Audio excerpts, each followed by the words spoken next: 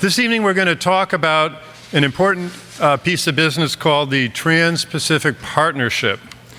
The Trans-Pacific Partnership is a proposed treaty, trade pact, called by many different names, but it has profound implications for everything that we have been talking about over the past couple of days.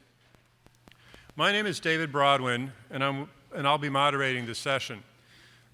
I want to start out with just a couple words on my organization so you know where I'm coming from in these remarks tonight. American Sustainable Business Council is an advocacy group of businesses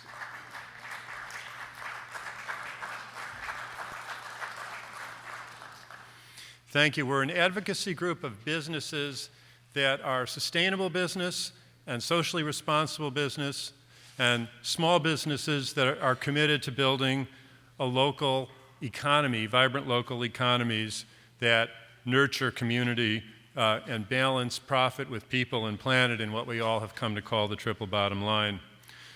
Our aim as an organization has been to send a new message to the policymakers and a new message to media about what business in America really wants. We stand opposite the U.S. Chamber on many things, opposite the NFIB, opposite NAM, and we represent the millions of business owners, executives, and investors and others who do believe that it's possible to have an economy that is in balance, to run an economy with a sense of stewardship, to run an economy with a sense that the future matters. Many, many business people believe that prosperity and sustainability in all its forms go hand in hand, and they are not in opposition. And that we believe that by bringing this notion into awareness and into the public debate, that we can help break the sense that the business world is monolithic and make possible a new kind of debate and a new kind of consensus around these issues. So that's what we're about, and that's why we are very concerned with TPP and what it threatens to do to the whole agenda that we all share. So this is about an issue, and this is an opportunity to learn more about it, but it is also about an opportunity to take action. And I'm going to be handing out a sheet to you all which just asks for 90 seconds of your time tomorrow to make a phone call. 90 seconds of your time, that's all we need.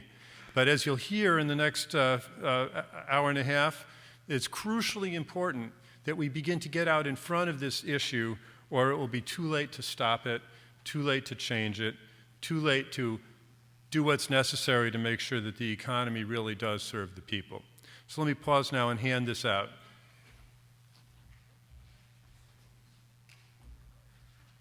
Would you mind just taking this and seating it around? Thank you.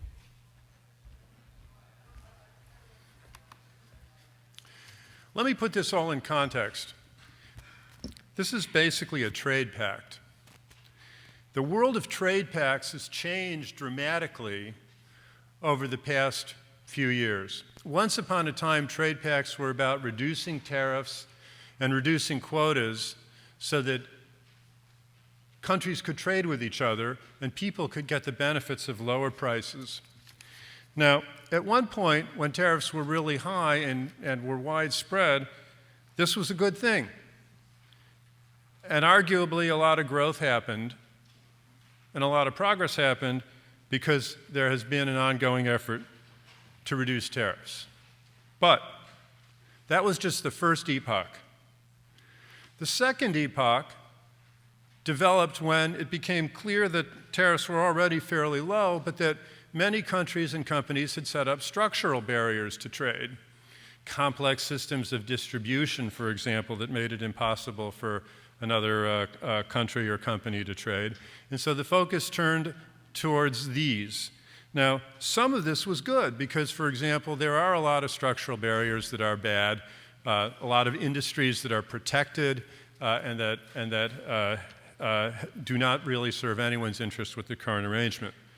But now we're in the third epoch, and the third epoch is really different. The third epoch of trade agreements is basically a means to destroy the power of governments to regulate on behalf of their citizens. It is a large-scale transfer of power from the public sector to the private sector, and it creates the means for private sector multinationals, typically, to sue governments and force them to change their policies, even when those policies were set by a democratic vote of the people involved. So this third wave of trade pacts is profoundly important and potentially profoundly destructive. But the challenge is trade is boring. Trade is banal. People do not pay attention to trade. People skip those articles in the newspaper and they turn the dial on the radio and they do not want to hear about this. So a very, very dangerous and destructive thing can be done with very little public awareness and input because people aren't paying attention. So we need to change all that. The change is starting to happen. There was, for the first time, a New York Times op-ed on this issue in today's paper. I've been writing about it in U.S. News.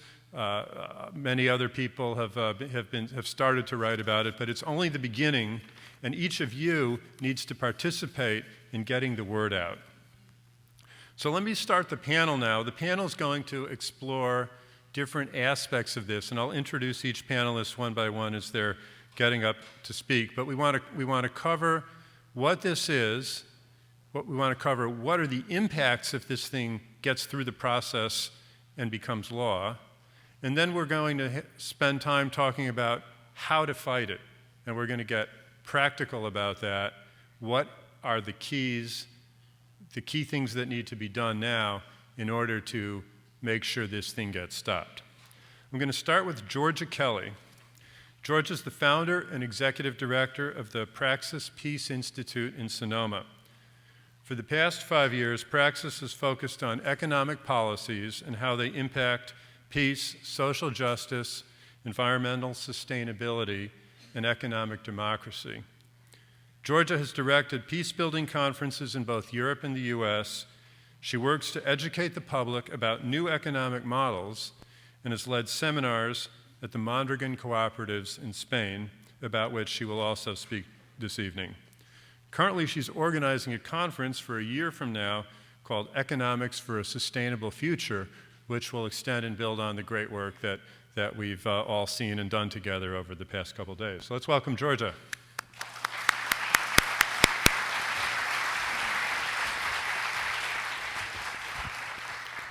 Thank you, David.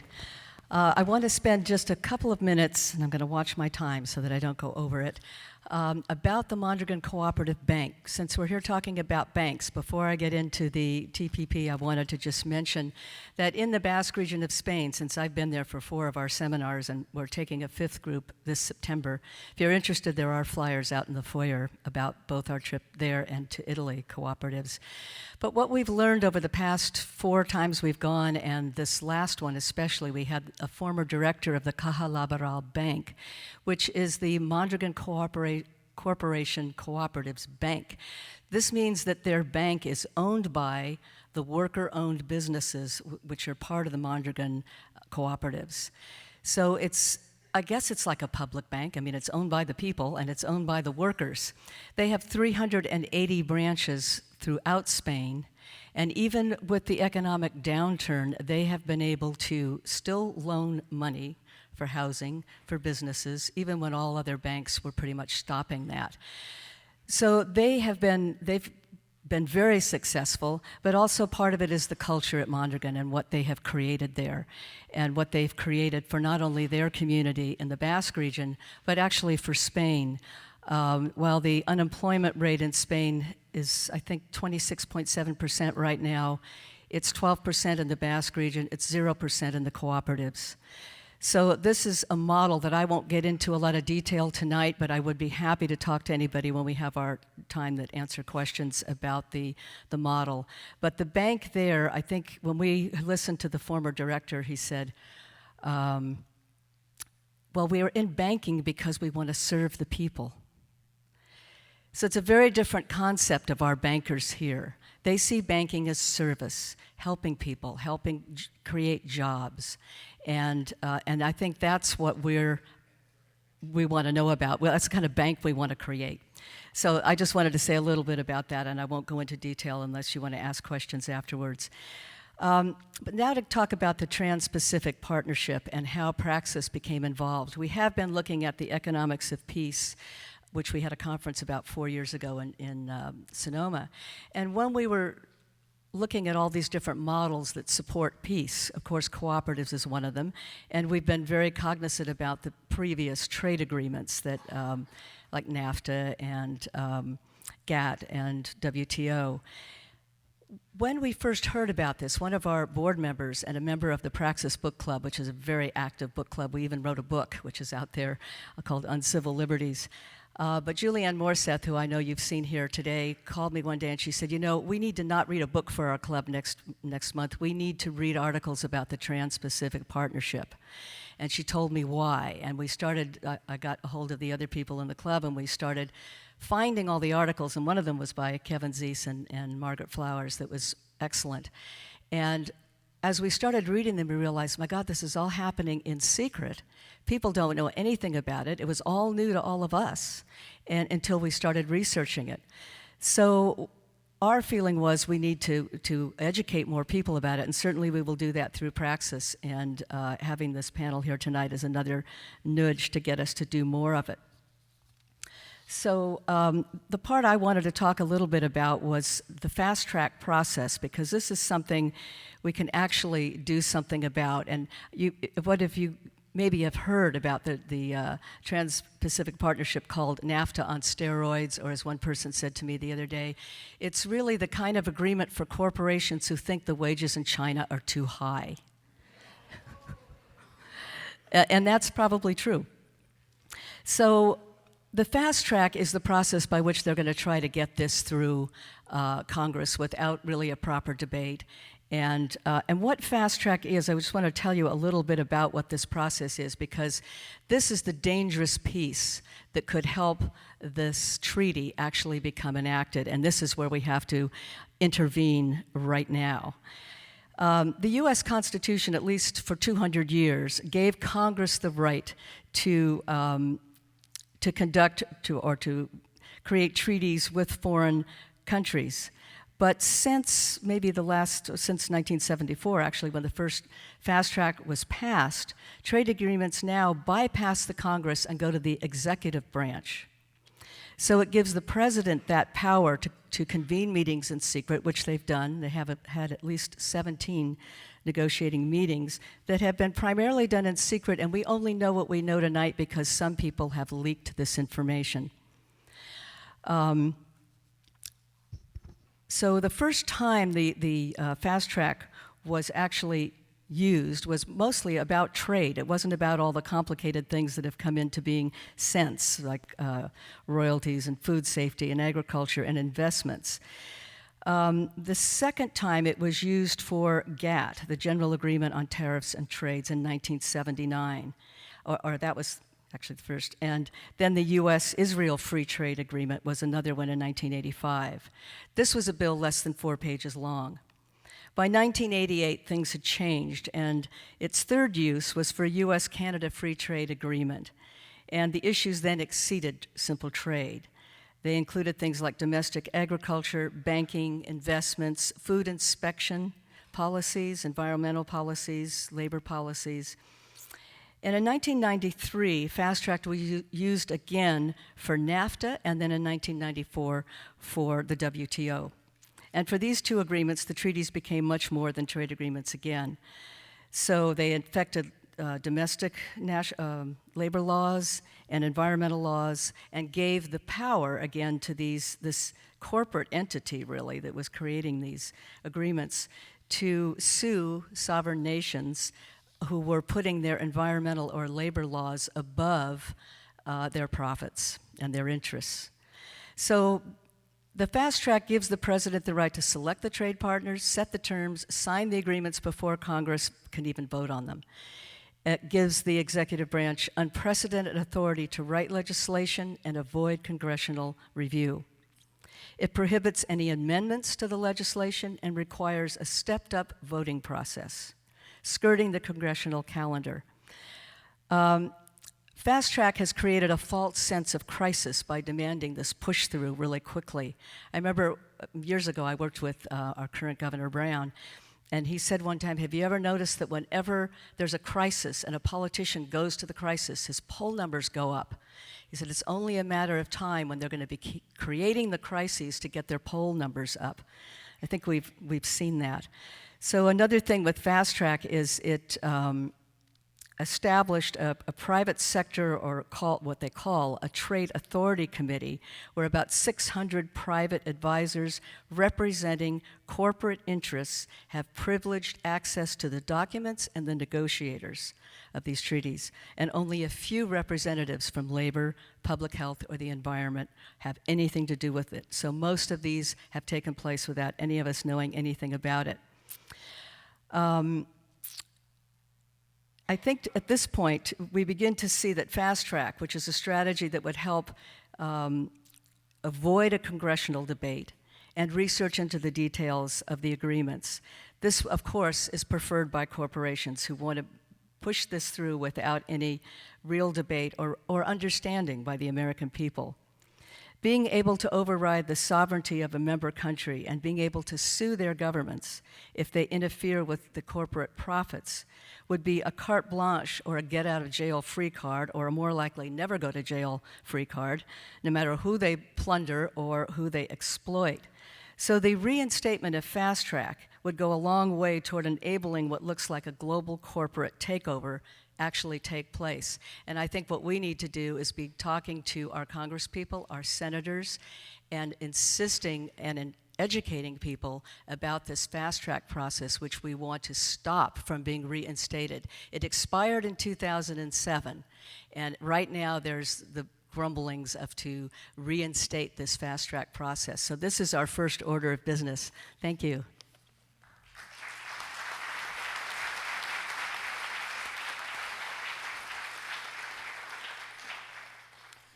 So you've heard about Fast Track and the means to stop it. We'll get back to more about that later. But now I think we need to step back a bit and understand just what this treaty would include and what it would do. And to explore that with us, we're going to hear from Arthur Stamoulis, who's Executive Director of Citizens Trade Campaign, which is a national coalition of labor, environmental, family farm, consumer, and human rights organizations that are working together for trade policies that promote a just and sustainable economy. Citizens Trade Campaign was the first to publish leaked text of several of the Trans-Pacific Partnership chapters. And keep in mind that because this is done in such secrecy, the leaked text of the drafts is extremely important for our understanding of what's going on here. They've organized protests and other civil society responses at each of the negotiating rounds which have taken place and are taking place. And the group, importantly, hosts a monthly conference call to help organize the movement. So if you have a group that wants to get involved in this, you want to get on those monthly calls, and the information for how to do that is in the handout. So please welcome Arthur. Thank you.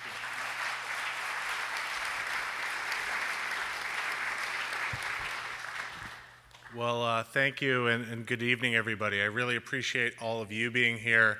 I just want to thank the organizers of this important conference.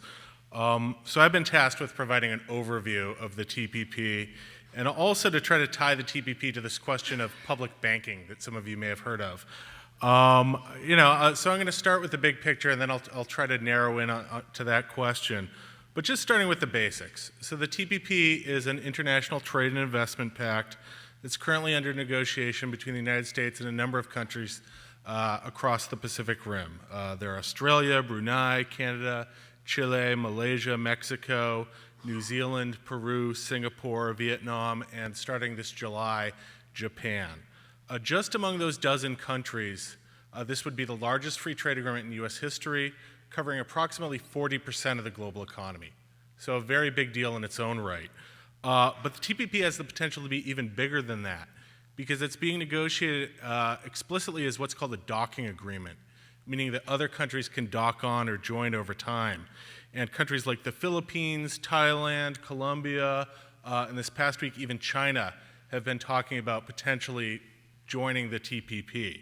The Office of the U.S. Trade Representative, which negotiates the pact on behalf of the United States, has said that the TPP is open to any Pacific Rim country that, quote unquote, meets the high standards we're setting for the pact. And, they've said that they foresee the TPP eventually covering half the countries of the world. So this is quite literally a big deal. And, I don't know how many of you have been fighting corporate globalization for a while now, but for those of you who have, what this is an end run around the People's Movement victory at the World Trade Organization, the WTO, where ever since the battle in Seattle in 1999, corporations have been trying to use the WTO to expand their agenda of more deregulation, more privatization, more liberalization, and ever since 99, various countries have been, within the WTO, have been saying no. And because the WTO ostensibly works by consensus, and thanks to a lot of good cross-border organizing, there's been a stalemate there about whether or not to move forward with big parts of the corporate agenda. And so corporations view the TPP as their way to get around that stalemate, to basically work through their proxy, the US government, to cherry pick those countries that are most willing to play ball with what they want, to set the rules of the game among that handful of countries, and then to use the docking mechanism over a period of years to pressure other countries to join on one at a time. And so the TPP is absolutely, as its architects claim, a standard-setting pact for the 21st century. Okay, but what exactly does the TPP do? I guess the first thing to acknowledge is that we don't know entirely. As was alluded to, after 3 years and more than 17 major rounds of negotiations, the Obama administration still refuses to tell the American public what it's been proposing in our names, and it's required that other countries sign agreements preventing them from sharing draft texts as well. What we know about the TPP comes not from our own government, but from those handful of leaked texts and also, frankly, from conversations one-on-one with negotiators from other countries. That said, we do have a pretty good picture of the pact's overall direction, and certainly corporations have not been shy over the years about saying what they want. But that's not exactly the same as me being able to pull up a draft online and show it to you, or show it to a congressional staffer, or show it to a reporter. And this is a rollback in transparency, by the way. The Bush administration and 33 other countries released draft texts for the Free Trade Area of the Americas, which is the last big attempt at a corporate power grab like this one. Draft texts are routinely published on the WTO website. This is a rollback, an intentional rollback, and I believe it's because the administration knows that if information got out about what they're proposing, the public would oppose it. And certainly we've seen that with the draft chapters that have leaked, where civil society in those areas, like healthcare, like internet freedom groups, have been doing the most organizing and the most mobilizing. Meanwhile, of course, while the administration keeps the public shut out from the process, as was alluded to, they have granted approximately 600 corporate lobbyists access to the text, so that Walmart, Chevron, Cargill, others have special cleared advisor status that allows them to inform the process in real time and have a big say in what the TPP contains. So to me, the entire process reeks of corruption. It's very clearly a backroom deal for transnational capital, but let's talk about what corporations want, and real quickly here. The retailers, the brands, the manufacturers, by which I mean the Walmarts, the Targets, the Nikes, the General Electrics, they want what they've always wanted, which was cheaper and cheaper labor. In a variety of ways, the TPP will increase their access to low-cost labor markets in countries like Vietnam, where the average minimum wage is, in fact, a third of what it is in China's manufacturing centers. And you're absolutely right that this is a trade pact for corporations that feel that Chinese workers are overpaid. The AFL-CIO's Executive Council has warned that the TPP jeopardizes literally millions of American jobs, far more than the recent Korea Free Trade Agreement or CAFTA or even NAFTA. This has the potential to be the most damaging trade agreement for working people ever. And again, it's not just about undercutting wages and worker power here in the United States. It's about undercutting wages and worker power throughout the world. And I don't think even the people who work on these issues have fully grasped just how serious that is. But let me move on. So leaked documents show that the pharmaceutical industry is pushing for the TPP to extend the length of their monopoly drug patents. I know Margaret's going to talk more about its impact on healthcare later, but I'll just summarize by pointing out that the Nobel Peace Prize winning group, Doctors Without Borders, has said that the TPP is the worst pact ever for access to medicines. And again, it's because of the leaked documents that they even got involved. Big Ag is pushing for the TPP to allow them to dump more taxpayer-subsidized wheat and corn and soy and sugar and rice onto other countries, having the effect of devastating family farmers in Japan and Malaysia and elsewhere, just has already been done to Mexico and Central America under NAFTA and CAFTA. The so-called life sciences companies want the TPP to introduce further caps on food safety and consumer right-to-know measures, and I could go on. I mean, there's certainly other interests, industries with specific interests, be it the extractive industries, be it Hollywood, others. But let me just skip ahead and talk about Wall Street. What we do know that the TPP contains a financial service chapter. It's not one that's leaked, so I can't tell you, exactly what's been proposed. But I can tell you what was included in the much smaller Korea Free Trade Agreement that passed in recent years. The Korea Free Trade Agreement contained provisions that prohibit governments from placing limits on the size of banks, insurance companies, and hedge funds, i.e., no regulations designed to safeguard against too big to fail. The Korea Free Trade Agreement contained provisions prohibiting bans on the sale of any specific type of financial instrument. So banning a particular risky derivative would be prohibited. Not just the risky products we already know about, but whatever the wizards on Wall Street create 10 or 20 years from now. We're not allowed to ban the sale of those products either. Implementing firewalls between different types of financial service providers is also expected to be prohibited under the TPP. So we've heard repeatedly this weekend of the Depression-era Glass-Steagall Act, which was gutted under the Clinton administration. Attempts to reestablish those firewalls between commercial and investment banks are already prohibited, frankly, under some of our trade agreements, and that would be further entrenched under the TPP. The TPP is also expected to limit or ban the use of capital controls. Now, capital controls aren't something we use too much here in the United States, but other countries, and we heard about Iceland today, have used them to slow the spread of financial crises by regulating hot money flows into and out of a country. And these, frankly, are provisions that, depending on how they're written, could also prohibit many types of financial transaction taxes. And so the financial services chapter is something certainly that everyone should care about and be following and be aware of. But I think there are, frankly, chapters of even greater concern to those working on public banking specifically. One of those chapters is the state-owned enterprises chapter. I'll just say from the start that our coalition has a number of unions that are very worried about having to compete with imports from overseas state-owned enterprises in the industrial sector. These are companies that often get access to preferential financing, low-cost energy, other benefits that have undercut U.S. employers. And so the U.S. labor movement has been pushing for the TPP to include safeguards that require exporting firms to compete on a more level playing field. And we fought for years for labor and environmental protections to be included in trade agreements, to lift living standards for working people around the world. And now things like currency manipulation and state-owned enterprises are getting a lot more attention. In a perfect world, these would be standards that would be well written.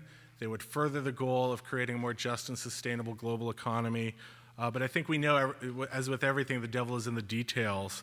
And the corporate interest groups pushing for SOE provisions do not have the same interests as labor unions pushing for SOE provisions. One of the legal concepts that's sure to be included in an SOE chapter is the idea of national treatment or non-discrimination. And what that means is that any sort of preferential treatment given to a state-owned enterprise would have to be given to its private sector competitors as well.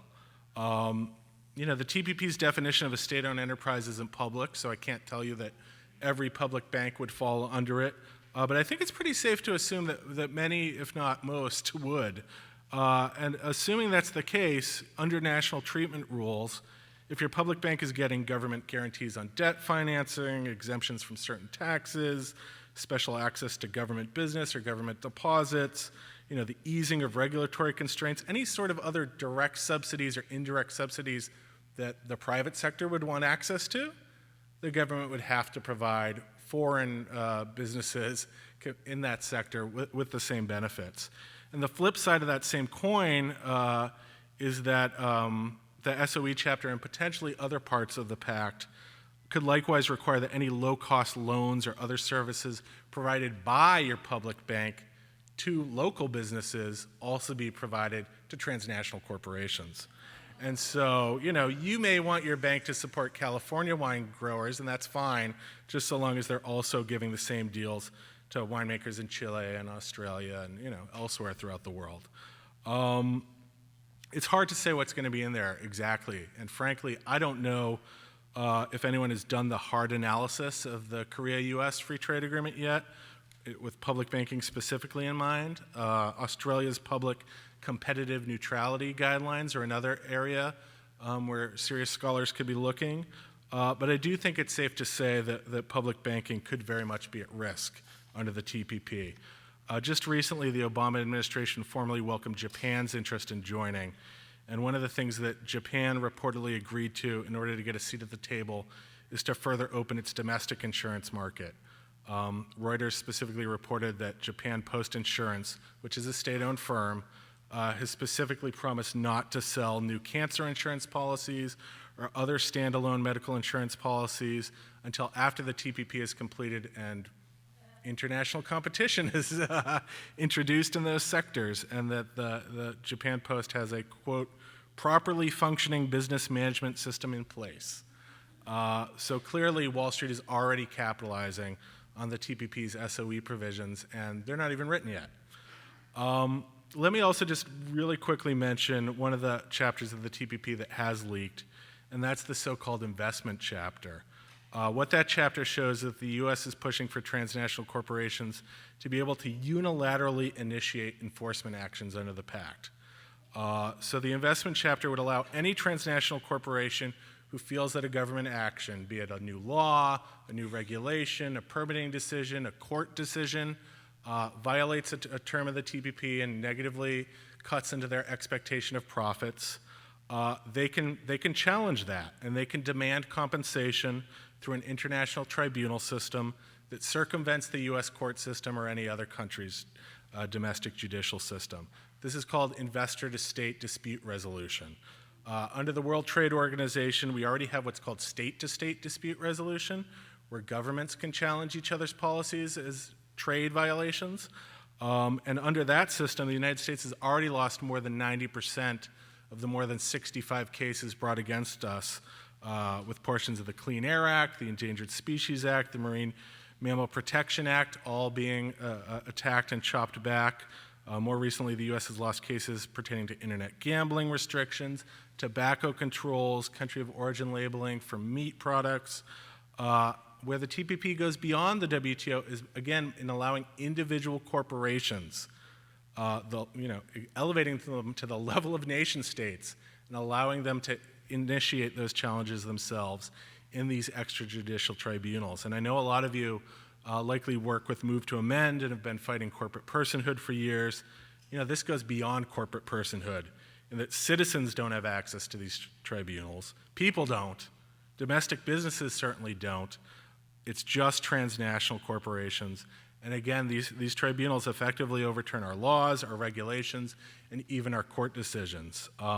The tribunals cannot literally force a country to change its laws, but what it can do is order any size dollar penalty it chooses, such that if a country doesn't want additional cases brought against it, it gets in line. I'll mention that the United States is already party to a number of free trade agreements and bilateral investment treaties that have this private investor-to-state dispute resolution, but with a few notable exceptions, it's mainly with small developing countries. And so the history has been for US-based transnationals to attack and gut the democratic processes of much smaller nations.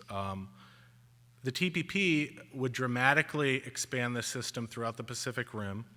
My expectation is that it'll still be small nations that bear the brunt of it, but certainly with big capital exporting nations like Japan involved, the chickens could come home to roost, and we can start seeing a lot more of our own policies attacked and undercut.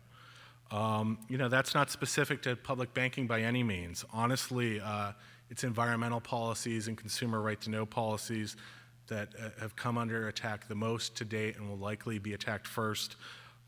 Certainly the extractive industries and big ag have the most experience abusing this system. Still, the point is a foreign government wouldn't need to initiate a challenge and have a beef with a public bank in California or elsewhere in the United States to challenge it under the TPP. Any foreign financial service provider could do so, and frankly, any Wall Street firm's overseas subsidiary could likely do so.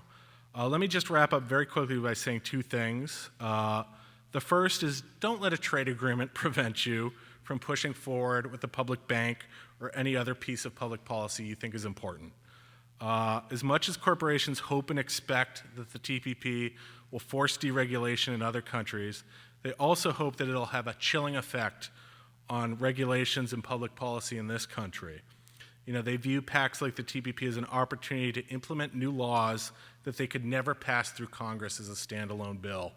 And, I haven't seen the TPP tax done on SOEs in the financial service chapter.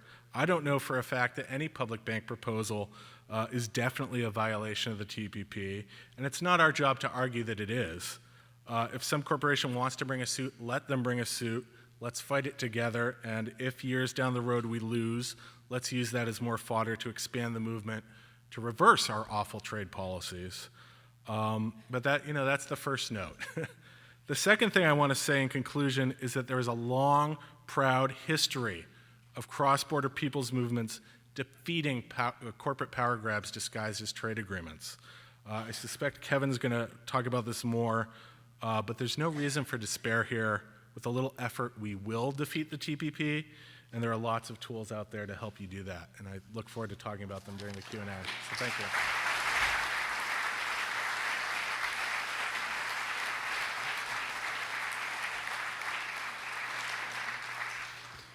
Arthur, I think, has given us an extensive overview of what's likely to be in this pact, even though the details are still murky and will remain so until the final hour. But the impact of it is broader in some ways than what Arthur touched on, and we're going to hear next about its impact on healthcare, as well as other areas of state-involved business activity.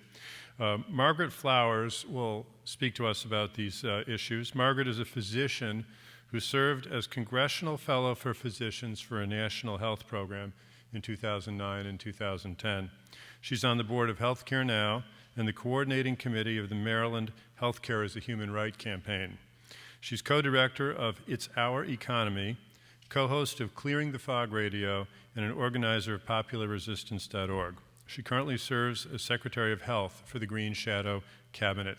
Please welcome Margaret Flowers.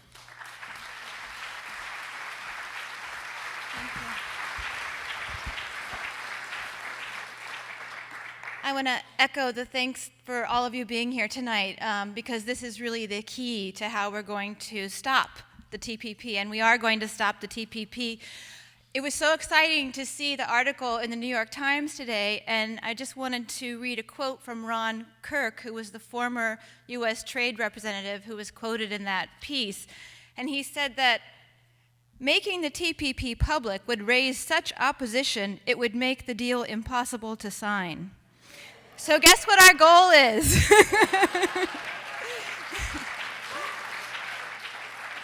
And as George Georgia mentioned the first thing that we need to stop is fast-tracked, which is not called fast-track anymore, because if you haven't caught on, they keep changing the names of things as soon as we figure out that they're not good. So this is now called Trade Promotion Authority. Right. Senator Baucus, many of you may have heard, he's the chair of the Finance Committee, and actually I have a really special place in my heart for Senator Baucus, because he was the first person to ever order my arrest. But Senator Baucus, who's decided to retire, is giving this gift, this parting gift to the corporations of making fast track his priority. So for me, please help us stop Senator Baucus from passing fast track. I really wanted to focus on the impacts of TPP on healthcare because that's something I'm passionate about. And it's really remarkable to me when I read this text and I hear that a state-owned enterprise has unfair advantages, and that the TPP needs to level the playing field. Do you remember hearing that during the healthcare reform process? We have to level the playing field because if we have a public health program, it's not fair to the insurance companies, right? And the reason that they say is because, quote unquote, they have political objectives, not commercial considerations. What are those political objectives? It's like actually to provide health care for their population. But that's not good because that's not commercial. So that's what they're trying to stop, and saying that things like public health systems, which would be considered state-owned enterprises, would have these unfair advantages of special tax status or access to low-rate loans and things like that. So when it comes down to, in the TPP, the bottom line in healthcare is that they want to put profit before health. And so we do know that there are certain provisions in there, of course we don't know all the details, that have to do with protecting the profits of the pharmaceutical and medical device corporations.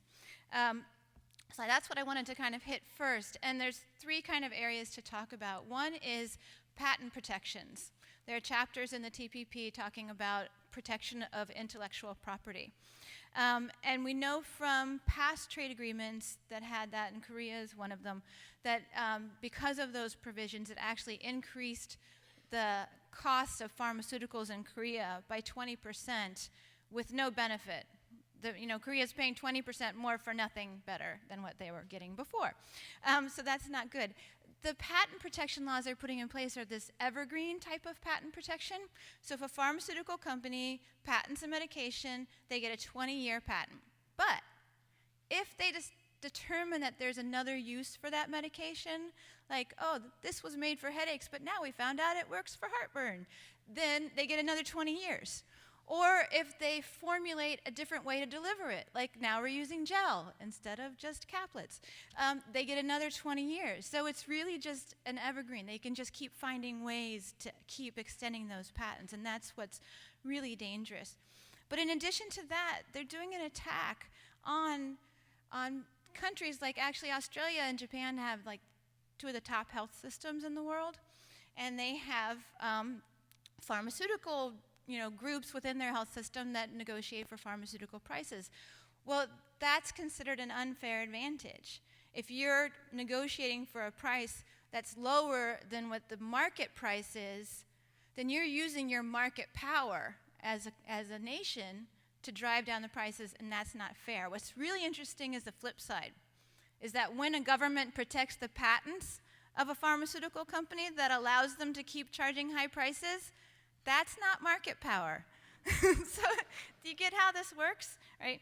So let me just check my notes and make sure that I'm getting all of this. Oh, the other thing is that when they determine what is a fair price, this fair market price, they add in the cost of research and development, marketing, and production.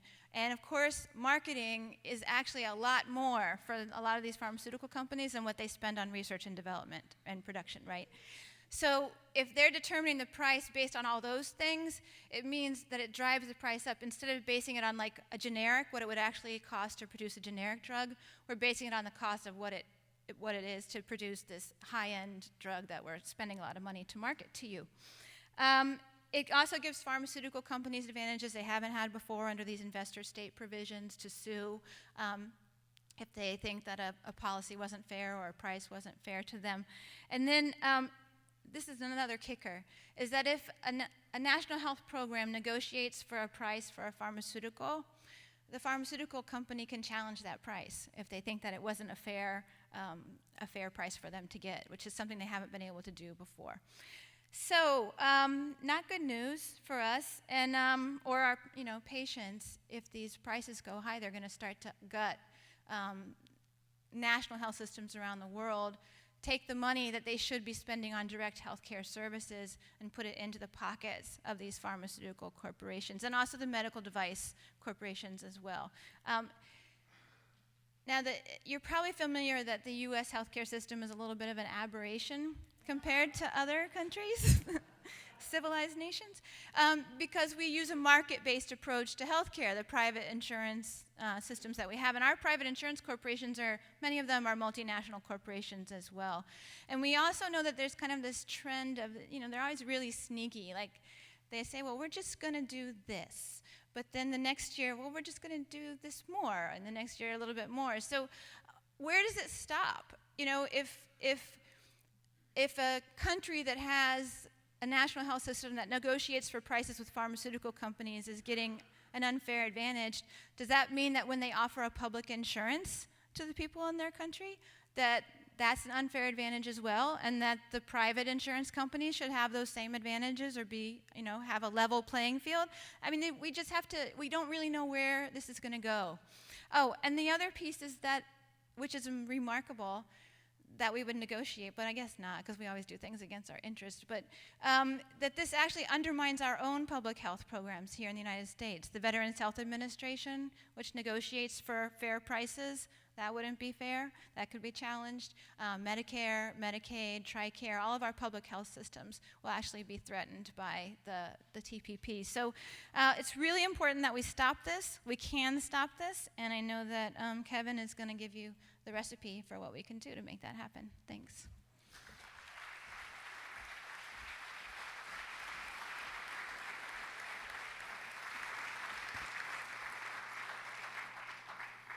Thank you, Margaret. You've heard a lot about what this is. I think you all understand now why we need to do something about this. Anybody have any questions about that? Now we're going to hear about how we can fight it. And we're going to hear from Kevin Zeese. Kevin is a lawyer with 30 years of experience in social advocacy across a broad spectrum of issues, ranging from the drug war to anti-war work to social and economic justice. He's president of Common Sense for Drug Policy, and he's on the steering committee of the Bradley Manning Support Network.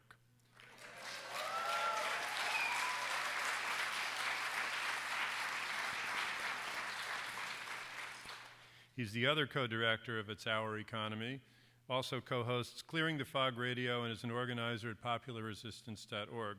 He currently serves as Attorney General for the Green Shadow Cabinet. So, Kevin, come up here and tell us what we can do.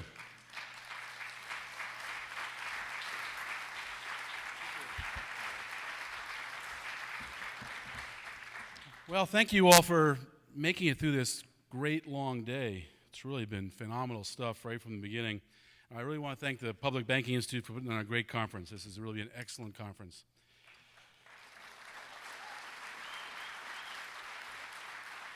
Let me say that this battle against the Trans-Pacific Partnership is an epic battle. It is the people of the world against transnational corporate power. I can tell you this, the people are going to win. We are going to win this battle. And I think the recipe for winning is evident. And it's evident in that quote that Margaret just gave from Ron Kirk. If we know what's in it, it's not going to pass. Well, sounds real good, doesn't it? So I think we have two goals as our first two goals. One, release the text. Stop the secrecy. We want a transparent government.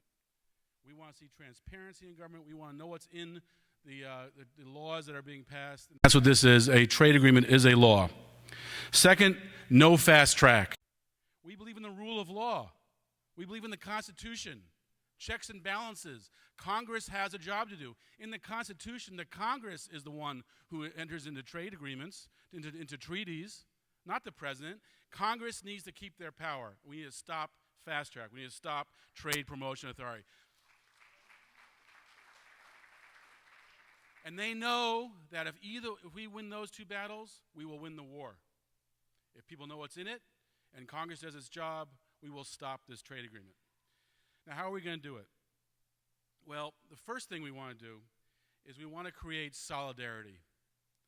Every issue we care about, healthcare, labor, environment, climate change, you finance regulation, labor laws, wages, the race to the bottom on so many issues, these are all going to be adversely affected by the Trans-Pacific Partnership. This is an opportunity to bring the movement together into a movement that's against the rule of money, against corporate power, against transnational corporations, in favor of people and planet before profit. That is what we stand for. We announced a project this week that was a continuation of our resistance work after about a year of talking with colleagues and trying to figure out how to bring the movement to the next level. We decided to put together a project with there's about 50 people who are advisors on it now called Popular Resistance. If you haven't seen this card, popularresistance.org, people viewing and watching this on live stream, popularresistance.org, go to it, sign up for it. We announced that our first campaign is going to be to stop the TPP. And there's several steps to that. First is the solidarity, bring people together. And the second step is education. All transformation begins with education. You know, we've been going around the country, Margaret and I and Arthur, talking about the TPP. Arthur's been doing it for about 3 years. We've been doing it about a year and a half. And what we found when we started was that almost nobody in the activist community had heard of the TPP. They had been very successful at negotiating this thing in secret, quietly, with no one knowing. And that's begun to change. Now when we go to audiences, I'd say about 30 to 40% of activists know about it. I bet in this room we had even a higher percentage. And when people know about it, they get active on it. What we did, in fact, when we first got, one of the first projects we got involved in was just around the time of the Democratic Convention last year. They had a round of meetings in Leesburg, Virginia. They did it out in a resort. It was a secret meeting. You know, they didn't want the press didn't show up, of course, and the corporate advisors were online watching it and you know, keeping track of what was going on. What we decided to do to let the public know what was going on was we flew a gigantic series of weather balloons with two big ones that looked like a crack of a behind. We had some shorts on them, and it said, "Free trade my ass." This is flying over their secret meeting. And coming out of those balloons was a long strand that said, "Flush the TPP." Hope you can remember that. TPP, Toilet Paper Plus. So flushthetpp.org is a website you can send people to. It's on our economic site right now, but we're going to be developing a campaign on popular resistance around it. Flushthetpp.org is a great way to get lots of resources. That's one great site. Arthur's site is also excellent. Citizenstrade.org is a great way to get information. The first step is education. Spread the word to people. Let people know what's going on. The Green Shadow Cabinet is going to be announcing next week that this is going to be a campaign we're going to take on as well. What we're going to have is we're going to have people who are, we have about 100 people, by the way, involved in this alternative government. And they're really, Guy Alperovitz, who was here earlier, really top-notch people are involved in this effort. We're going to be putting out reports from our labor group, from our finance group, our environmental group, our climate group, explaining how the TPP adversely affects those issues. So follow the Green Shadow Cabinet as reports come out. Share them with your networks. We are the media, folks. The corporate media has no credibility. Their readership is declining. Their profits are disappearing. Their viewers are minimal. We are the media. The people in this room and watching on TV now can tell the world the truth about the TPP. If we act in solidarity and with intention to let the world know what the truth is, we can do it. We all have networks. We have email lists. We have websites we're part of. We have Facebook. We have social networks. We have Twitter. All sorts of ways to get the word out. If we act together, we can educate the country on this issue, and that's the first step towards success. So flush the TPP, citizens trade. And you can even educate people on the right wing about this, because really at the root of this issue is the issue of sovereignty. The issue of sovereignty. You know, we've heard a little bit about these trade tribunals, this whole new governmental system that's being created. Let me just tell you one piece about that you can tell to anyone on the political spectrum and they'll get nauseated. Tell them that these trade tribunals will be made up of 3 judges, and most of those judges will be corporate lawyers on leave from their corporate job and then ruling for the corporation and then going back to their corporate job.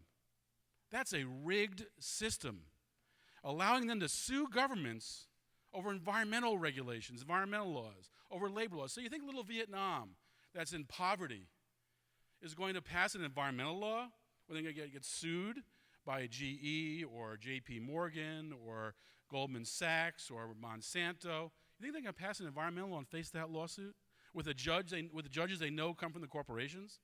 That environmental law is not going to be passed.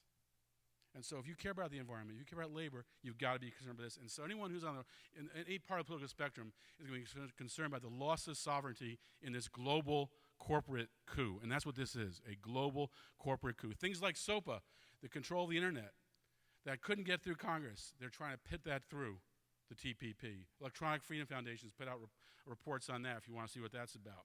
On issue after issue, we're going to see a movement toward privatization, neoliberalism, and corporatism. And so educate. The second thing we have to do is protest. Resistance works. And I'll explain the history of that a little bit in the latter part of this talk. Resistance works. I'll just give you one example during Occupy. You may remember during Occupy that the Super Committee, remember the Super Committee? Super Committee. They were up there, they were going to solve the deficit problem. Remember that? They were meeting, they had 3 public meetings, that's all 3. They had a bunch of private ones where they were planning, and then Obama was negotiating the grand bargain with them, and they're going to cut Medicare, cut Social Security, cut veterans benefits, cut all sorts of social programs in order to balance the budget. Well, you know, we protested that. We were occupying in Washington, D.C. at Freedom Plaza. We had one great activist, Leah Bolger, who was at the time the head of Veterans for Peace, who walked up to one of the few committee meetings they held. She got in the audience. They started. She walked up to the front of the committee, right in front of them, so C-SPAN could see it, and told them, she was wearing a great shirt, said, "Greed kills." White letters, black shirt, "Greed kills." And she said, "Stop lying to the public. We know how to end the debt. Stop the wars and tax the rich." Now, there's a simple message. And then we had people outside the hallway protesting, outside the building protesting. Occupy Wall Streeters marched down from New York City, from Philadelphia, from Baltimore, and we held a super committee hearing on Freedom Plaza, C-SPAN cover. We put forward our own deficit plan, the 99% deficit plan, and it solved the deficit problem in 3 years because we stopped the wars and taxed the rich.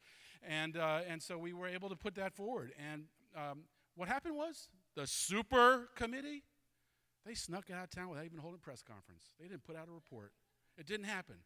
They were stopped because they were afraid of what kind of explosion would happen. We've got to make them afraid of us.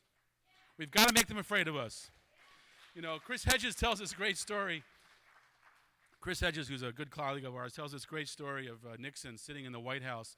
He had put up buses, empty buses, surrounding the White House during the Vietnam War protests. And he leans over to Henry Kissinger, he says, Henry, they're going to get through those buses. They're coming in here. They're going to get through. That's what we want them to be thinking. That's where they should be. So protest. And we're going to protest. We're going to protest Congress members at their home offices in Washington, D.C. We're going to protest Monsanto, Walmart, the agribusiness, and the JP Morgans and the big finance that are behind this. They're going to know the people are riled up, and they're going to know Ron Kirk was right. If the people know what's in this, it's not going to pass. That's what we're going to show them, and we're going to make that happen. It's going to win. And you know what happens when we win? We're going to build on that. We're going to build so we can get public banking. We're going to build so we can break up the big banks, so we can create a finance system for the people, which is what Margaret and I'll be talking about tomorrow, creating a finance system for the people and a health system for the people. When we win TPP, the people will show them they can beat transnational corporate power. And that's how you build movements. You build movements on winning. You build movements on winning. So I know everyone has their own issues and their own concerns, but this is an issue that unites us, and if we win this issue, we can win the other issues. So let's join together. Let me just quickly talk a little bit, do I have a little time still? To talk about how we know what works. You know, there's a book out actually called Why Civil Resistance Works. If you haven't seen it, I'd recommend you check it out. It's a 100-year history of the last century of civil resistance efforts. And it's a kind of an empirical study. And it looks at, you know, what works and what doesn't. They start, by the way, with comparing violent versus nonviolent movements. And there's no question nonviolent wins much more often. I'm not saying violent never wins, but nonviolent wins much more often than violent does. The track record is quite clear. But then they look at nonviolent movements and they say, why did this one fail and this one succeed? And they start to analyze it and they look at it and they start to look for what the issues are. And basically what it comes down to is mass movements succeed and fringe movements fail. We need to become a mass movement. Mass movements succeed and fringe movements fail. How do you become a mass movement? Several steps. First, you become a mass movement by first having a vision that's supported by most Americans. We have that. You know, we've looked at polling of Americans. We did this before the Occupy in Washington, D.C. We looked at polling. We found that American people are much more with us on issue after issue after issue than the media tells us. The public, despite the myth-making media that provides us misinformation more than accurate information, tries to manipulate us to a corporate perspective, the people don't buy it. Their credibility is down, and the people are right on the issues. So our vision is end the rule of money. Make sure that people and planet come before profits. That is a vision that will be supported by a majority of Americans. And just like during the Civil Rights Movement, when the end of Jim Crow was the issue, the end of segregation was the issue, the end of racial unfairness was the issue, not everybody got involved in fighting for that. Even though majorities supported it, and majorities support our view, not everybody's going to get involved. But everybody doesn't have to get involved. What we saw with Occupy was the power of people. I would say at the maximum, Occupy had probably 400,000, maybe 300,000, 400,000 people involved at its peak. And most of those were in Oakland. And that's about 0.1% of the population. 0.1%. Look at the fear they had. The whole Obama national security apparatus, Homeland Security, FBI, got involved with walking all the police departments across the country. They infiltrated, they divided, they undermined, they sent down criminals to Occupy camps to cause trouble. They worked against us. They were afraid of us. 0.1% of us. 0.1%. What happens when we get to 1%? We go from 300,000 to 3 million. Oh, they'll be scared. And we can do that. We can do that. That's within our reach. And what happens when we get to 10%? I'll tell you what it shows. The research shows at 10% we win. At 10% we win. And that's where we're going, folks. And the first step is winning the Trans-Pacific Partnership. How do you build a mass movement? You build a mass movement by weakening the pillars of power that hold the status quo in place. Again, this is shown by research. Another great website you may want to check out if you don't know it already is the Albert Einstein Institute, aeinstein.org. You can download all sorts of books there for free. They have over 200 tactics you can use in nonviolent movements to give you ideas of what you can try to do. But the basic thrust is you want to build our mass movement by pulling people from the pillars of power. What are the pillars of power? Youth are key. Labor is key. Media is key. Business, religious, nonprofits, civil servants, police, and military. That's the pillars of power. And the goal is not to get everybody from those to our side, but to pull people from those pillars to the movement so we become a mass movement and the pillars that hold the status quo in place become weaker. That is how we win. That is how we build a mass movement that strengthens our power and weakens their power. And by the way, the research shows that if you can break up the police and military, start to pull some of those to our side, your chances of winning are 60% more likely.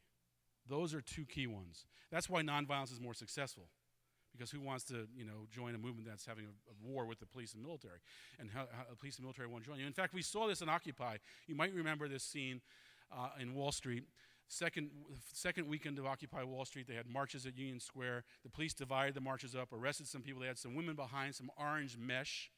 And Officer Joe Bologna, what a great name, went over and sprayed pepper spray in the faces of women who were already under arrest.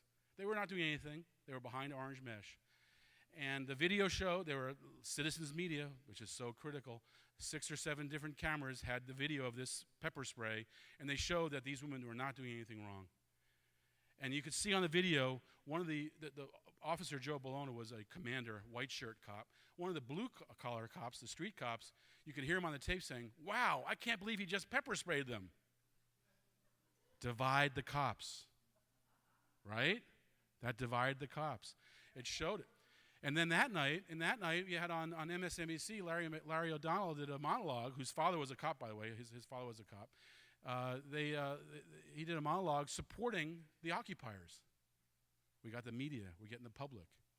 And so you saw how acting. Now, if those women, on the other hand, had been doing violence, throwing apples or batteries or saying war on pigs, done something, to antagonize the police, that blue-collar cop would have said, "Thank goodness he pepper sprayed them." And Larry O'Donnell would have said, those protesters deserved it.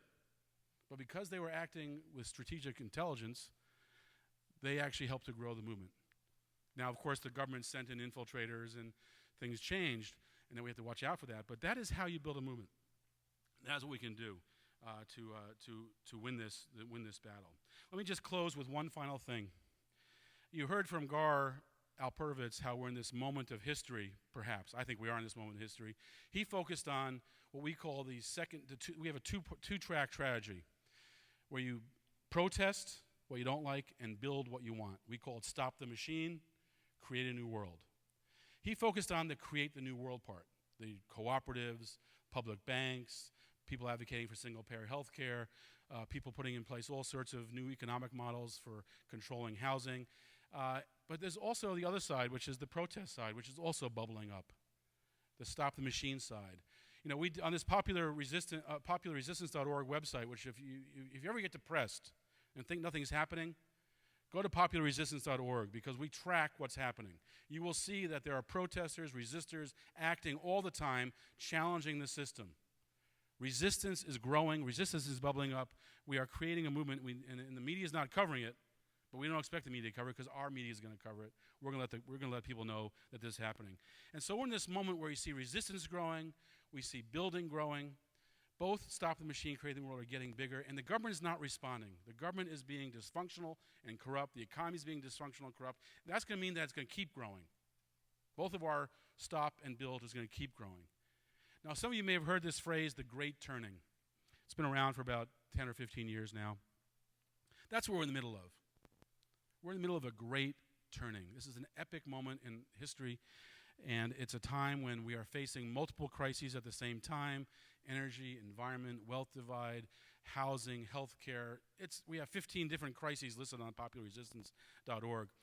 And this is a moment when these crises are coming together at the same time that people are waking up. The awakening and the crisis. This great turning, folks, is what we're in, and we're going to start to turn the tide in our favor when we stop the TPP. Thank you all very much.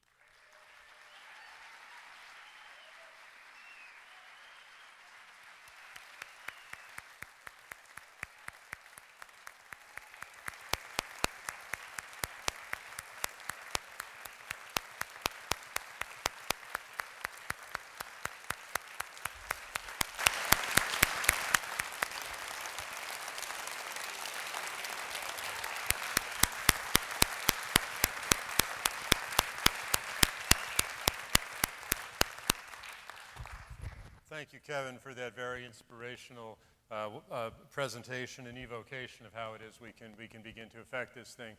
We've got some time for questions now, so I'd like to encourage those of you who want to explore this in further detail, raise your hands. Do we have a microphone that we can walk out to the audience to catch this? Who's got the mic?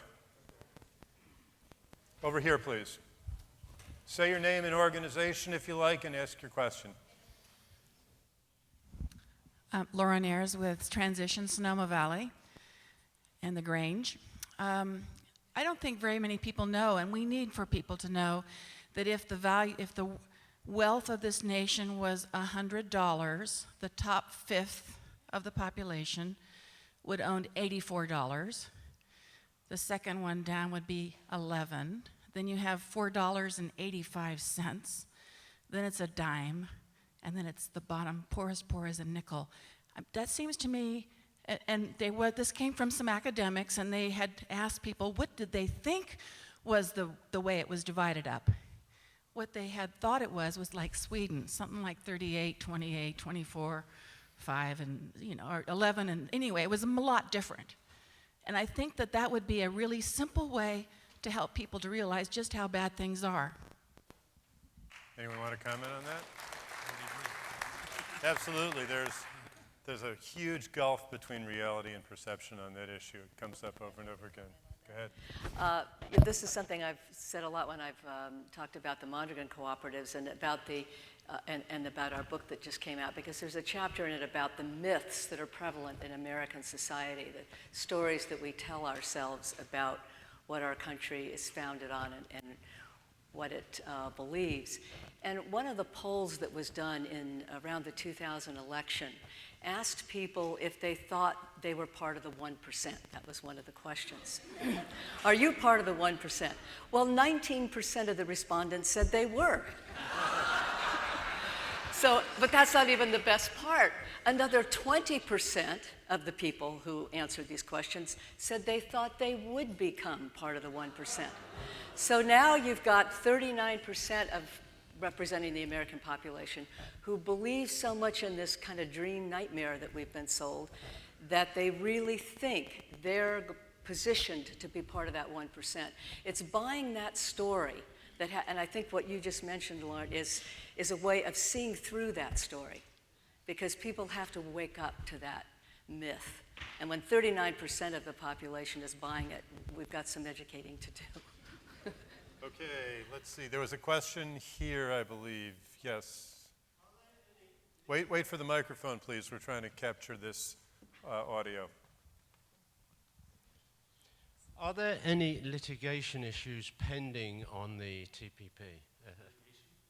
Yeah, is any litigation? It seems so unconstitutional.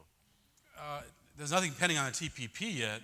I mean, there's lots of litigation on other trade agreements through these tribunals that Arthur mentioned. What's that? But there's nothing being done at this point to sue to stop it. In fact, I think it'd be pretty hard to find standing to sue in this country. Standing is very limited. We've reduced it, so citizens have less right to go to the third branch of government to redress grievances, whether it's corporate or government. And so it's much harder to sue than it used to be. Okay, here in the middle.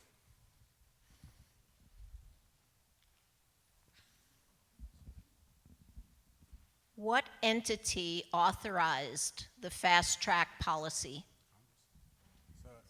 It's Congress.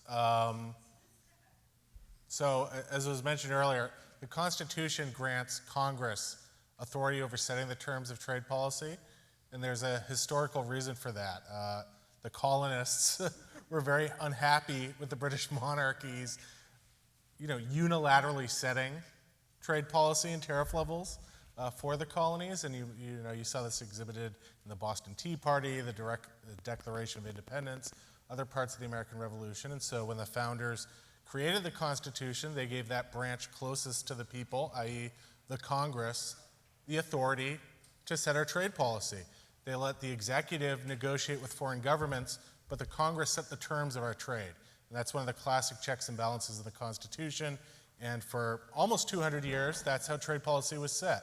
Congress exerted very tight control over that constitutional authority. Starting with the Nixon administration, as was mentioned, things changed. And Nixon actually had proposed that he be allowed to unilaterally declare changes to U.S. law when negotiating a trade agreement. Congress didn't like that, but they did allow, fast track as the alternative. Literally hundreds of trade policies have passed in recent decades in those periods between the fast track delegations that were mentioned. So it's not like you need fast track to have trade or to have trade policy. What you need fast track to do is to ram through these corporate power grabs disguised as trade agreements. And it's Congress who grants the executive that part of their constitutional authority.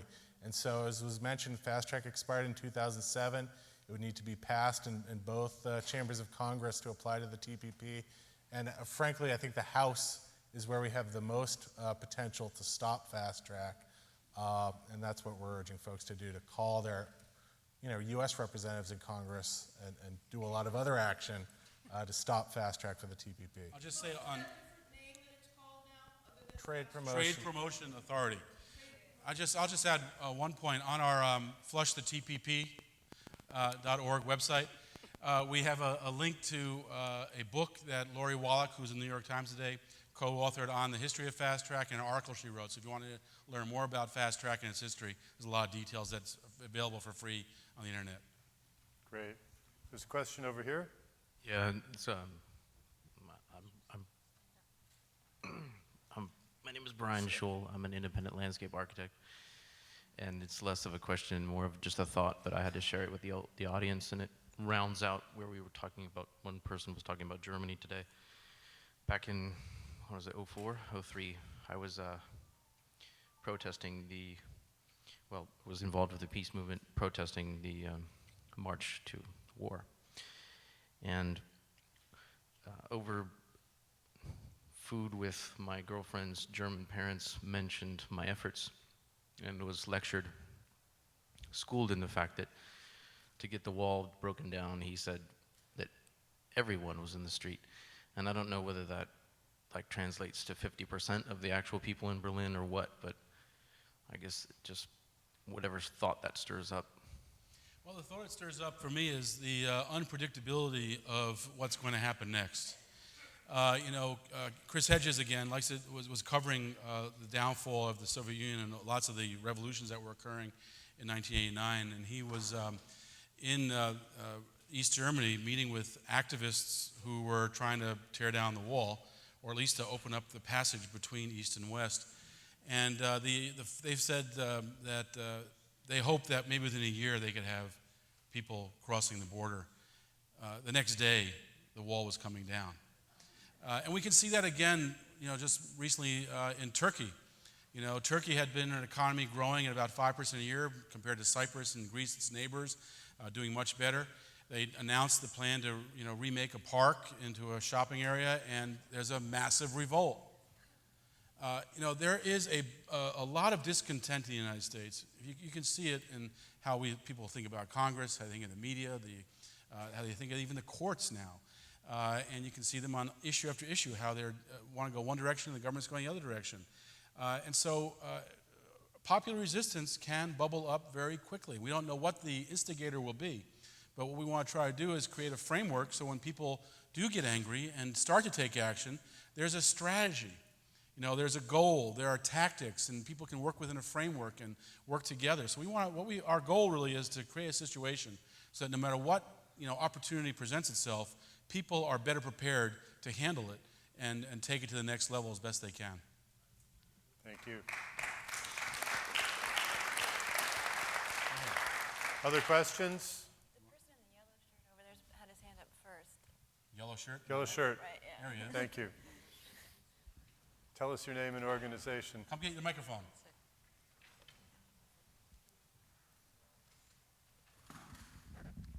Dave Ransom, People's Tribune, and the Occupied Press of the North Bay. What is the Green Shadow Cabinet? What does it do? And how many people here are in the cabinet? Great question. Go ahead. If there's anybody else that's in the cabinet, I know a number of the speakers were, yeah. Oh, we got Mark. That's right, Mark is in the cabinet, Ellen is in the cabinet, Gar Alperovitz, who is here. The Green Shadow Cabinet is a project that came out of the Jill Stein and Sherry Hunkela campaign because, as we've been talking about so much in this conference, we really have one political party here with a Democratic and a Republican wing, right? But a lot of people are kind of stuck in that because they don't see a real alternative. There's such disadvantages to third parties in this country, but there's a need for a voice, for an alternative voice out there that's different from what we're hearing from these two corporate parties. And so the Green Shadow Cabinet was brought together from the Jill Stein campaign. It's somewhat affiliated with the Green Party, but not an exclusively Green Party entity. And it was bringing together people to take on cabinet positions and then give this alternative viewpoint. so that this voice would still be out there and that people could see in this country that there are people who really could step up and take on these roles. Not that we have no political ambition.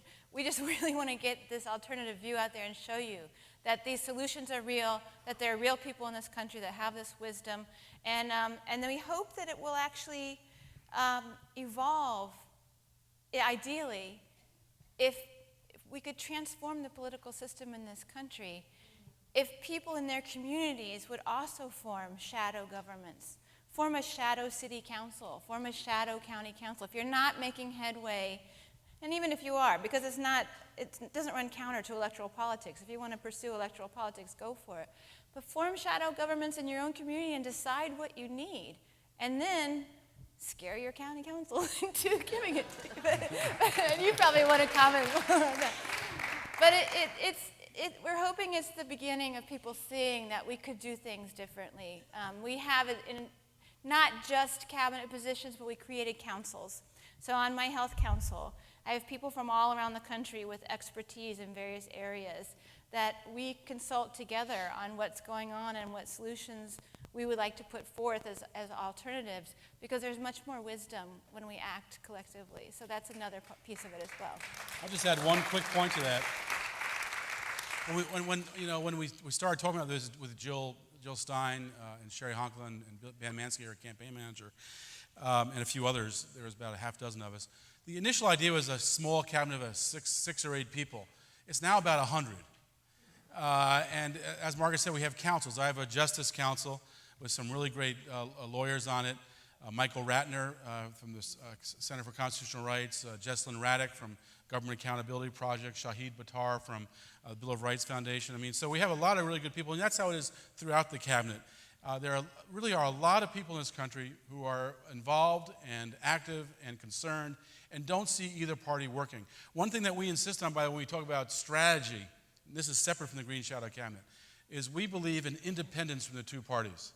We need to make sure, that doesn't mean you can't be supportive of an individual in one of the parties, but we are not going to let our goals be limited by their partisan needs.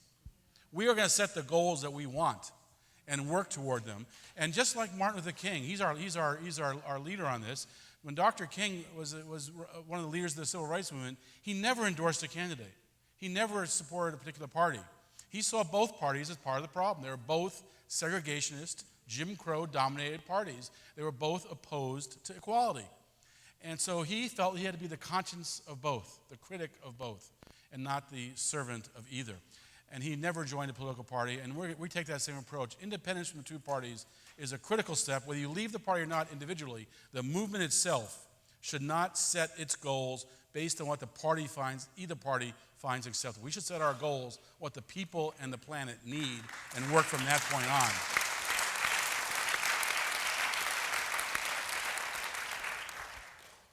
Mike, over here, please. And then we'll come back to you. My name is Dwayne. The Constitution does not contain the word agreement. There's no provision for passing agreements. The Constitution assigns that duty to the Senate to pass treaties.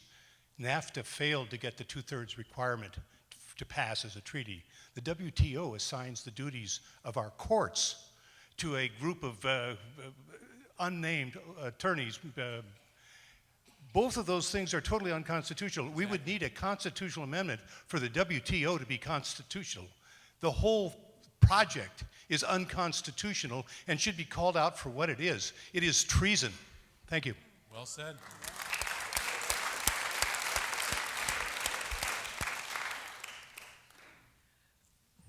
I know that in Latin America, because of the integration of the various countries that's happening now, where they're really strongly looking to each other, it's like a solidarity of countries, and not looking to North America, that both President Bush and President Obama went down at separate times for a free trade agreement of the Americas and came back empty-handed. And so I'm wondering if there are some movements of some kind in some of the other TPP countries where we can have a solidarity of countries as well. Yeah, there's opposition to the TPP in each of the countries involved. Some countries opposing and resisting your government is a lot more dangerous. So our allies in Malaysia will pack people into cars, they'll drive up to a street corner, they'll jump out, they'll hold their signs, they'll chant for a minute or two, they'll hop in and they'll drive to the next intersection because they don't want to go to prison for protesting, but they're doing that against the TPP. Our allies in Japan, about 12 million Japanese people had signed a petition opposing the TPP before Japan even got in. So there's a lot of opposition around the world. It's not just on our shoulders. And again, to put the TPP in context, in the 90s it was the World Trade Organization.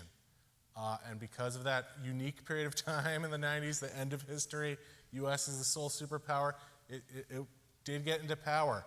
But ever since the Battle in Seattle in 99, the movement of movements across borders has stopped the expansion of the WTO. Then they went to the Free Trade Area of the Americas, tried to expand NAFTA to the Western Hemisphere. That was defeated. Then they went to a bunch of regional and bilateral free trade agreements, some of which passed, CAFTA by 2 votes, others which we've defeated. And now they're trying again. They're getting, they're thinking people are asleep. Let's go for another big one, the TPP. And I believe we're going to defeat them. I would just add to that, yeah, definitely. I started my talk saying this is the people of the world against transnational corporate power, because the people of the world are opposed to this. There's opposition all over the world. I'd say the United States is more muted because I think we have much more effective propaganda-controlled media control here, so people know less about it. But that's changing. And as Kirk said, as people know about it, it's going to be defeated. So I think the people of the world are waking up, the people of the United States are waking up, and I do think this is something that can be defeated. In Japan, the current president, Abe, ran on a platform opposing getting into the TPP. Now he's joining it. So he's going against even his own, what his own polling showed him would get him elected. So he knows he's going against the tide in Japan.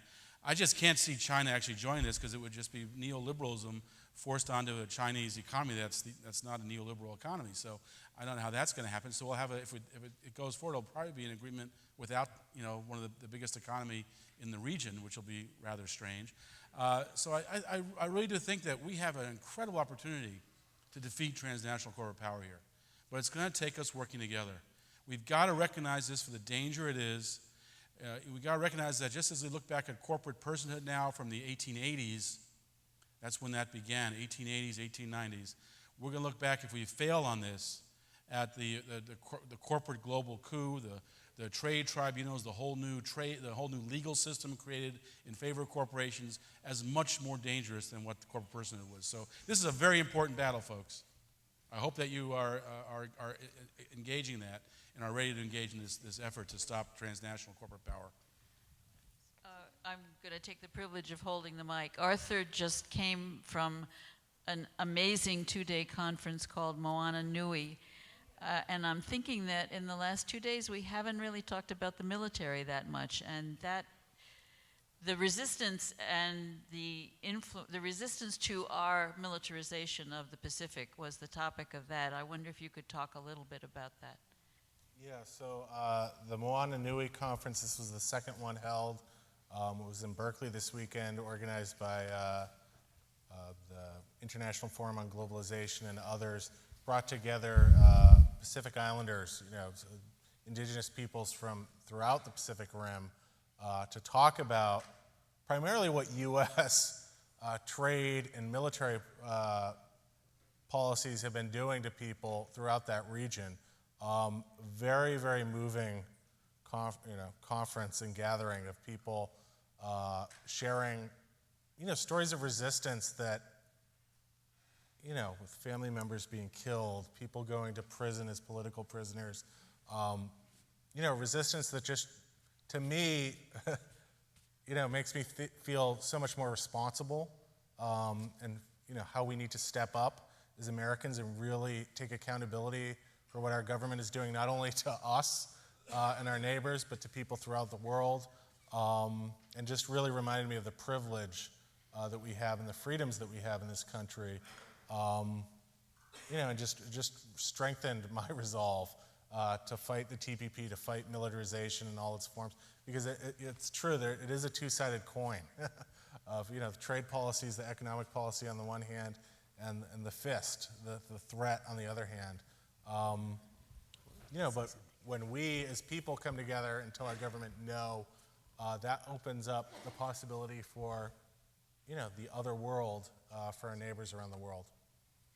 I wanted to just mention quickly, there's an excellent article in The Nation about what the Colombia Free Trade Agreement has done down there and the horrors that it has unleashed in that country with displacing people from their homes, the increase again in the killing of people that are resisting as they stand up for their rights, and also with the Asia pivot, and you have to wonder if this Trans-Pacific Partnership isn't part of our Asia pivot if you're not aware that Obama is shifting 60% of our Navy over towards Asia. There's a strong group of people in the Korean island of Jeju Island. And so if you don't know about Jeju Island, I would recommend that you go to Save Jeju. Is it savejeju.org, I think? We have an article that we wrote about Korea that we were really surprised to learn the U.S. history of aggression in Korea, and you may be surprised at what we learned as well. So I recommend that you read that if you need more fuel to fire your resistance. That's on our website, Clearing the Fog. FOG is our radio show. FOG stands for Forces of Greed. Clearing the Fog Radio, we have an article about the Korean history, and you'll be amazed by it. It'll change your whole perspective about North Korea being insane. And I think you'll really see why they're taking the actions they're taking when it's put into historical and current context. I wanted to mention about, when you mentioned, Margaret, about patents and copyrights, because what I saw happen in NAFTA, I also was a musician before I did what I'm doing now, and I get ASCAP royalties, and I was getting propaganda from ASCAP, which I'm sure many people, other artists, writers were getting, to support NAFTA, because it was saying this is going to make sure that we get our royalties, and so it was really trying to gather support from the artistic community. And I'm sure the same thing would be happening with this Trans-Pacific Partnership. So I'm already seeing how they will be selling it to Hollywood and to artists and to writers. And it's something to be aware of, that they're going to be propagandized and how we can be ahead of that curve. Absolutely, yeah. Okay, let's go out to the audience for some more questions. Here, and then we'll go there, and then we'll come down here, okay? And please tell us your name and organization. Maureen Shimo, no organization. Kevin, could you talk a little bit about the Democracy Convention in August and the potential for growing the movement? I had that on my list of things to say. I just forgot, I'm sorry. Democracy Convention, I think so much of what we're talking about really is about the lack of democracy in the United States, in both our economy, in our government, and many institutions. And we're having a Democracy Convention in Madison, Wisconsin from August 7th to 11th. Margaret and I are organizing the economic democracy track, but there'll be tracks on military, education, on elections, on about 10 different areas where democracy needs to reign. And we live in kind of a mirage democracy. The term of art that's used these days is managed democracy, which means that we get to vote, but we're managed in who we get to pick from. And we get to pick from two Wall Street candidates that would make, either one will make Wall Street happy, and either way we're going to lose and not get what we want in our elections. So this Democracy Convention, last time it was held 2 years ago, more than 1,000 people attended. We don't know what to expect this time, but I expect it'll be even bigger this time. I think democracy really underlies so much of what we're doing. We see the popular resistance really as a democracy movement. And by the way, you can get these cards outside on the left-hand side in the hallway out there if you want to get information about popular resistance. Sign up for our weekly newsletter, get involved. We'll be announcing more steps in the TPP campaign through that website. All right, thanks. We had a question here, the woman in the brown. Hold on, please wait for the microphone. Hello, my name is Catherine Gunderson, and I'm from Santa Cruz, and I think I said pedestrian as far as my group when I registered, but I'm with Transition Santa Cruz and various other groups. But I am so full of hope about not only this public banking and what we're all doing here, and it's so great. But I also have one other thing that I really want to see get out to people that they don't know about. It's going back to what you were talking about with a few minutes ago about, oh God, now I can't remember, sorry. Anyway, it'll come back to me, but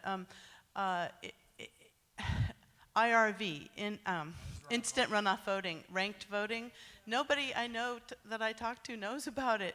And I just feel like, for somebody in the Green Party or another party who should be part of the conversation, should be part of these so-called debates and open it up politically so it's not just the one party, it would be so great if we could get that out there. And I just wondered what your take was on that and all Part that. of managed democracy is limiting who gets on the ballot and making it very hard for getting on the ballot and having rules that make it hard for a third alternative to compete with the two corporate parties. Instant runoff voting, for those who don't know, is ranking your voters, your choices of candidates. So if it was the Bush, Gore, Nader, Buchanan race, you could write Bush, Buchanan as your top two choices, or Nader, Gore, or whatever your preferences are. And the way it works is until somebody gets 50%, they take off the bottom person and their votes get divided, and then you get a 50. Your vote counts. And that's a very strong way to improve the chances of a third-party candidate actually winning and being competitive. And it changes the whole way that the election runs, because you want to get the vote of your opponent, from voters. And so you're not going to start calling your voter names and being rude and crude. You're going to, in fact, be nice. Oh, I agree with you on that point. So that the voters, oh, that's my second choice. He agrees with me on that point. And so it changes the whole tenor of a campaign. The downside, I say, of IRV is that our strength historically in third-party campaigns has been getting enough of a percentage of a vote to affect the outcome. The abolitionists, for example, never won a campaign, but they gradually weakened the Whig Party and the Democratic Party so that a kind of modest abolition party, not really an abolition party, but a don't spread the slavery party. The Republicans were formed, and Lincoln became the most successful third-party president in history.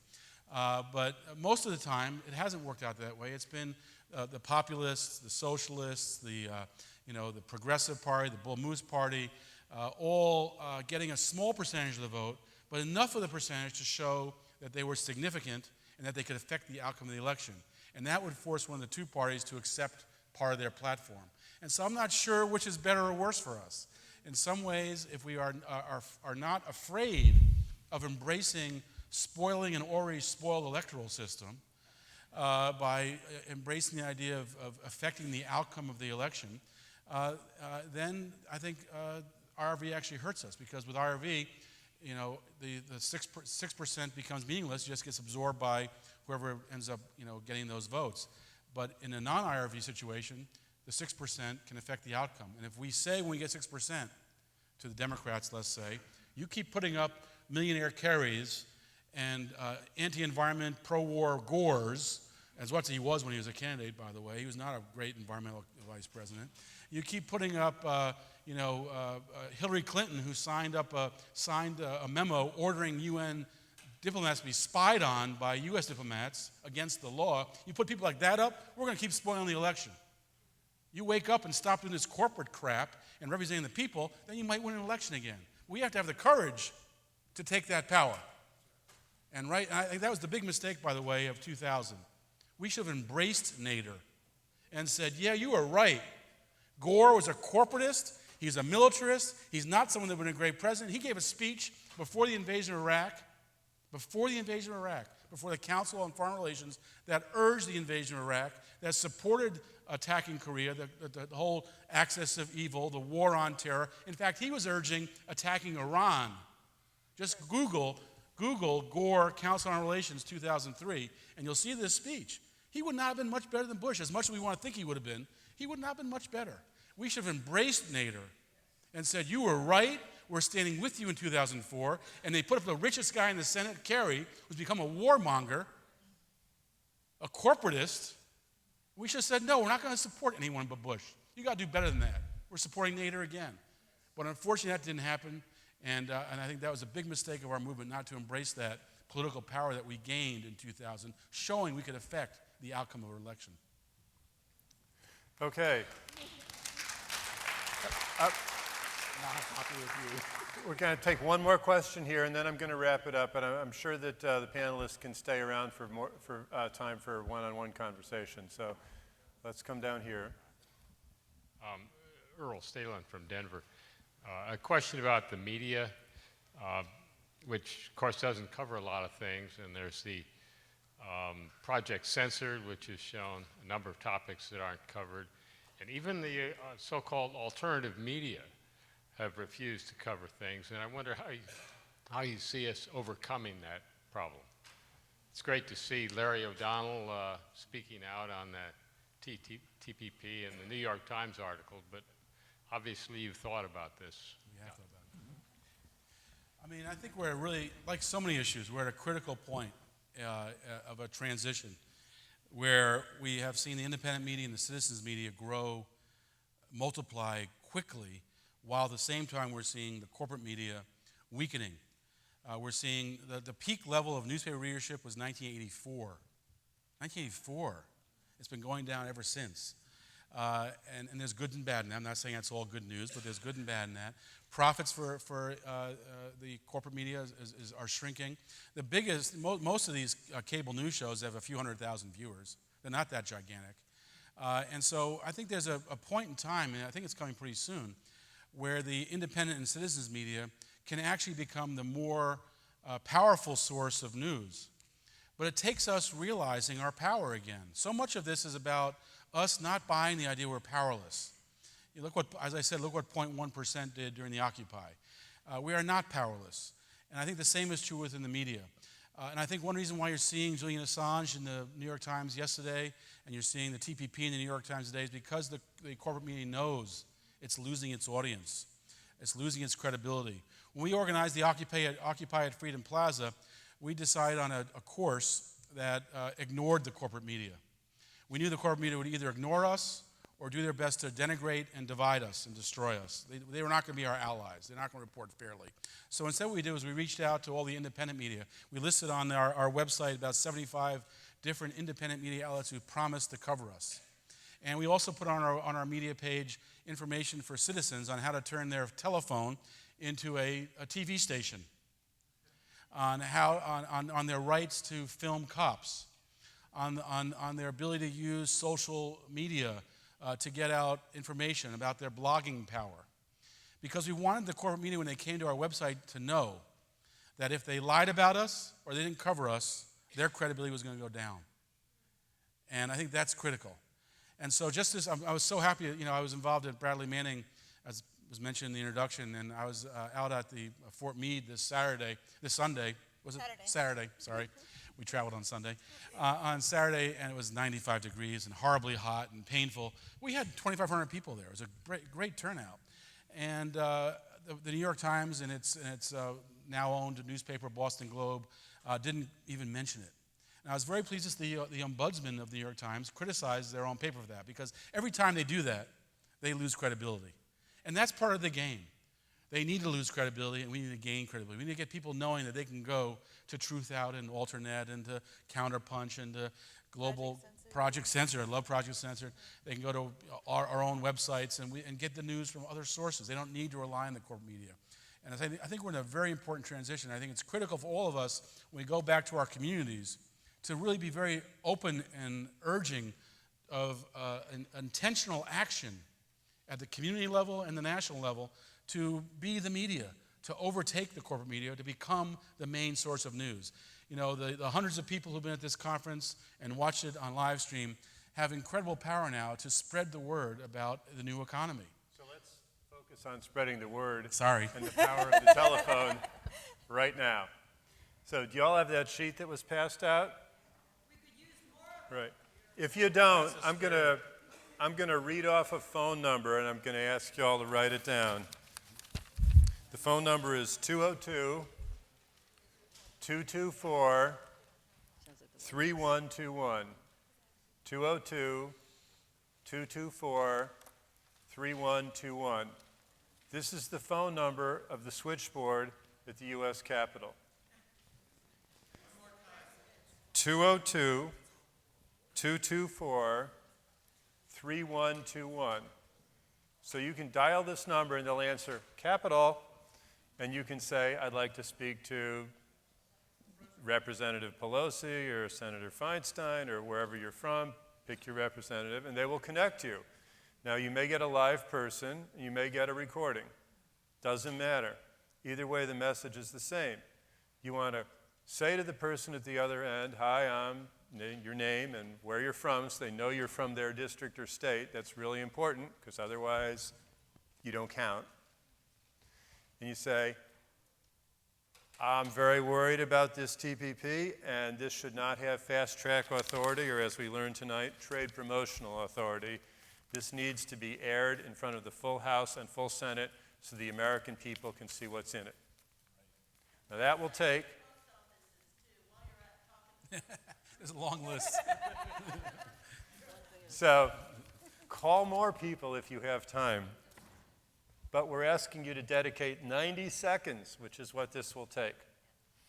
So I'd like everybody to turn to the person next to you just for a second and ask each other, when in your day tomorrow can you take 90 seconds to dial 202-224-3121?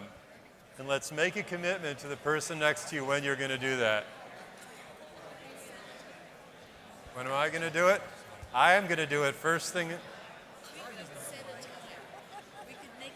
All right, I've just heard we're going to make a time tomorrow at the conference when everyone can pull out their cell phone and make the call. That's a great idea. Or you can pick a different time. But we want to make, we got 300 some people here tonight. We want to make 300 phone calls. If folks who want an extra copy of that fact sheet, we'll put them up at citizenstrade.org.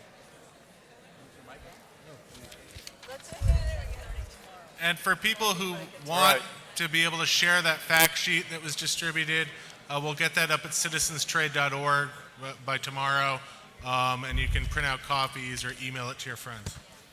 All right. Thank you for preparing it. So with that, I'd like to please join me in thanking the members of the panel.